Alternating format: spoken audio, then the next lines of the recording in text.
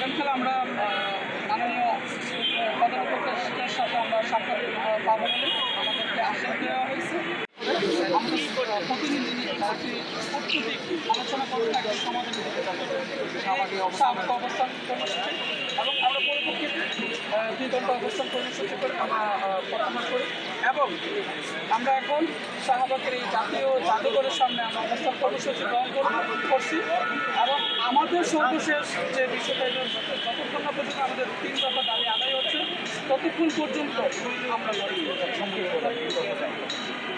এক নম্বর দাবি হচ্ছে ছোট বিনা সদস্যকে চাকরির পুনর্বাসন পুনর্বহালের ব্যবস্থা করা। 2 নম্বর দাবি হচ্ছে স্বাধীন কমিশনকে স্বাধীনভাবে কাজ করার ব্যবস্থা করা এবং আমাদের যে ঐতিহ্যবাহী যে বিডিআর সংগঠনটি বিডিআরকে আবার বিডিআর রূপে পুনঃস্থাপন করা।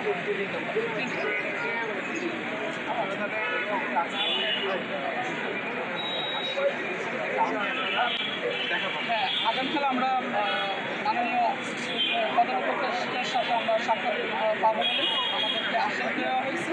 ওই আশ্বাসের উপর ভিত্তি করে আমরা জনগণ এবং রোগীদের কথা চিন্তা করে আমরা আমাদের অবস্থান কর্মসূচি প্রত্যাহার করছি এবং এখন অবস্থান কর্মসূচি করতেছে চারজন বিভিন্ন একটা রাস্তা।